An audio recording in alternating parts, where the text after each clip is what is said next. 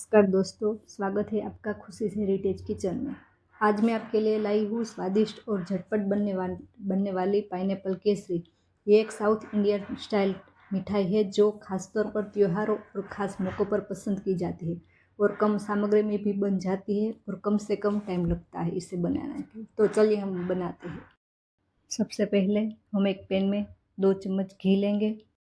अब हम उसमें 1 कप भर के सूजी डाल देंगे। उसको अच्छे से भून लेंगे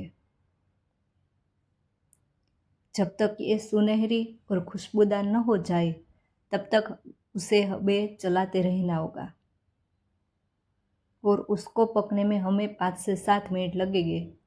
धीमी आंच पर उसे रोस्ट कर लेते हैं और ये जब रोस्ट हो जाएगी तब उसका कलर कुछ इस तरह चेंज हो जाएगा और फिर इस सूजी को हम एक प्लेट में निकाल लेंगे।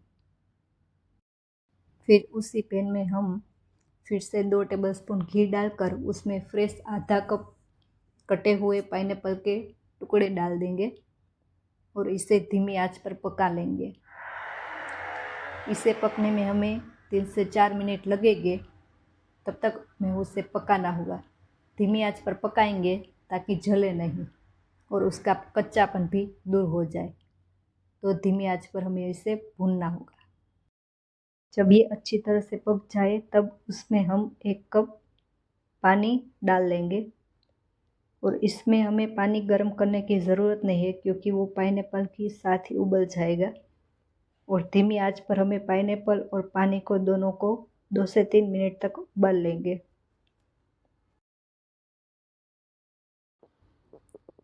और जब ये दोनों अच्छी तरह से पक जाए तो उसमें हम 1.5 कप चीनी डाल देंगे और थोड़े केसर के धागे भी डाल देंगे जो मैं दिखाना भूल गई थी। और इसे हम मिला लेंगे और 1 से 2 मिनट तक हिलाने के बाद जब चीनी पिघल जाए तब उसमें हम भुनी हुई सूजी डाल लेंगे और उसे अच्छे से मिला लेंगे।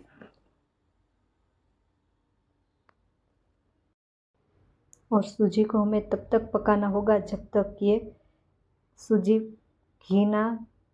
से घी ना रिलीज़ हो। और फिर उसमें मैंने थोड़े घी में रोस्ट किए हुए काजू और किशमिश डाले हैं और उसे अच्छे से डालकर मिला लेंगे।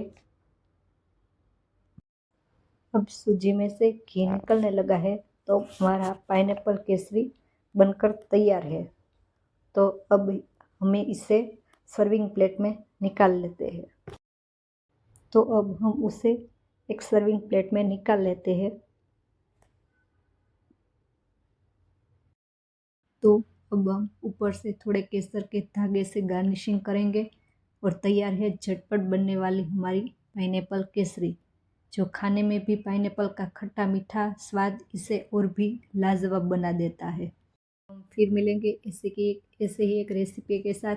अगर आपको मेरी रेसिपी पसंद आए तो लाइक शेयर सब्सक्राइब करना ना भूलिए। बाय।